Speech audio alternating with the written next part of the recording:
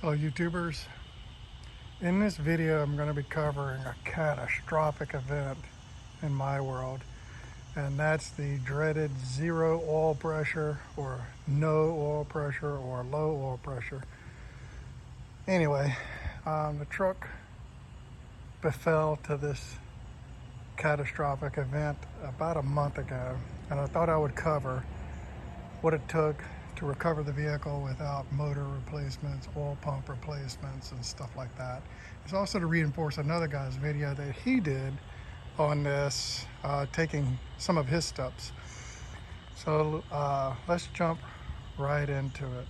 Let's just, I'm starting here so that we can start with the miles on the car.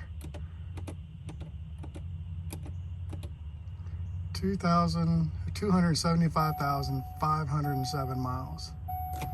So the car, what I'm showing you here has a lot of miles, a lot of hours on the engine, but it's been well taken care of. And so when the oil, low pressure light, no oil pressure, shut off engine light came on, my heart sank because it's been a really good truck all these years.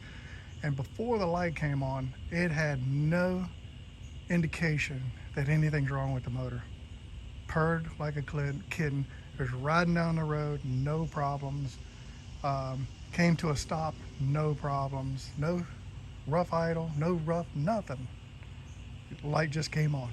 No oil pressure, low oil pressure, shut off engine. So that's what I did. I pulled over to the side and shut off the engine.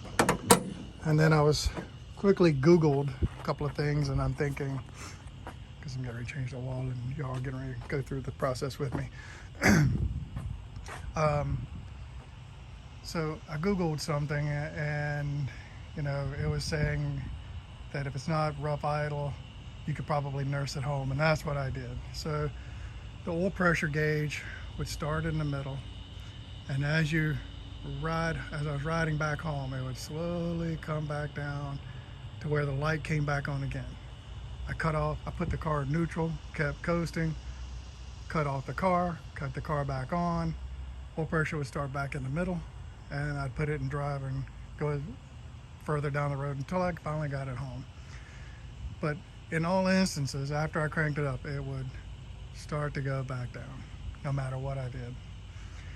So I was panicking. A engine light did come on, check engine light, and I pulled the code, and the code was for oil pressure switch, sensor switch, which is deep in the bowels back there. There are other videos that cover how to get it out. I'm not going to cover how to get it out, but I went and bought a new oil pressure switch along with the filter. A lot of people are just going to replace the switch, but there's a filter beneath the switch that you need to get out. And let me show you. Here's the sensor that I pulled out. It takes a special socket or special size socket. Most people won't have it in their toolbox, but a deep well at least. And then that socket will come right out. Just unscrew it. And then here's the filter, which nobody seems to replace, and I don't know why, but I would buy the filter. There's the part number for the filter. It goes underneath this thing, and its purpose is to filter out kind of debris that could be floating around the engine on the top side before it reaches the sensor. And so if you think about it, how can the oil pressure sensor read a correct reading if this is clogged? Or there's a possibility of it being clogged? I don't know. It won't. So I would replace it, because then without a doubt, you're getting an accurate reading, that whatever's happening is what's supposed to be happening. Whatever the level is what's the level supposed to be. So I would replace the filter. So I replaced the filter, replaced the sensor, changed and drained the oil with Mobil 1. I always use Mobil 1 5W30. And put in the oil filter. Now I always buy the oil and oil filter from AutoZone, and it always comes with a free oil filter. So I buy the 5 quarts of Mobil 1, and then I get an STP oil treatment, or STP extended life filter for free.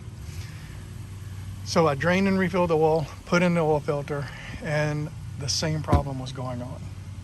This alone did not fix the problem. And so you can imagine, I'm thinking this is catastrophic. This is bad, because if this wasn't reading correctly, which would throw the thing on the car, throw the reading on the car, if this isn't the problem, then what could it possibly be? And so I was panicking, like I just said. So what I ended up doing next is what some other YouTuber suggested that you do, and that's this guy. I motor flushed the car. Even though it had brand new oil and a brand new oil filter in it, I changed it with this. And then I drained and refill, or I put this in with the new oil and let it run for 5 minutes. And I didn't care what the needle said. I didn't care, because it was idling fine. There's no indication there's a motor problem whatsoever.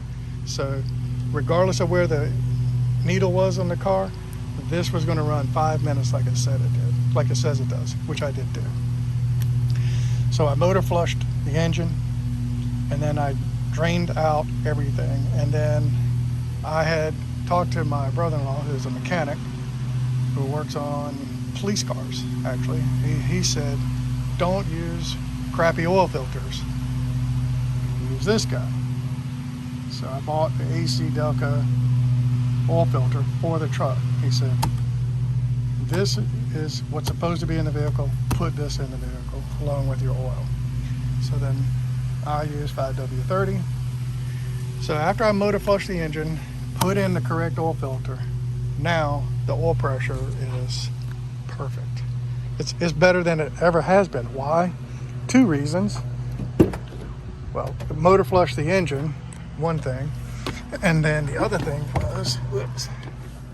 was the oil pressure switch might have been bad, but the oil filter was definitely bad underneath the oil pressure switch.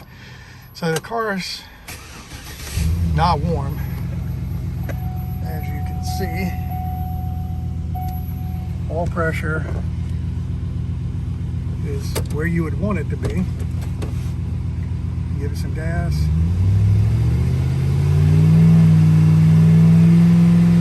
Oil pressure goes pretty dang on high.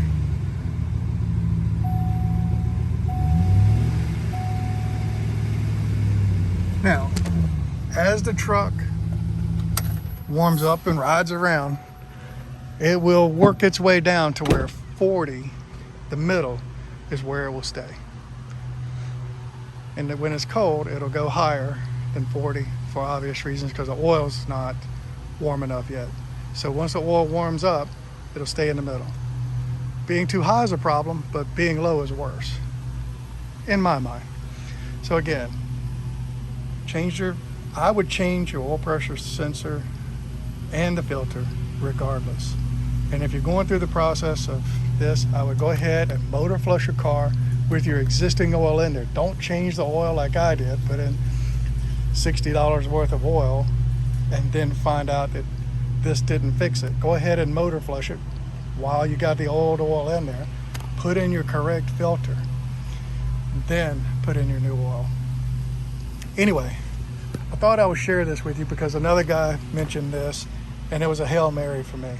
And so I put it in, fixed my problem. So whatever happened in here, something congealed, got thick, and was interrupting oil flow to the switch, is my guess.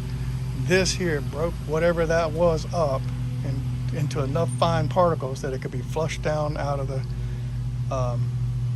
oil pan. So I would do this if I were you guys. I hope you find it helpful, but if you like the video, like the video.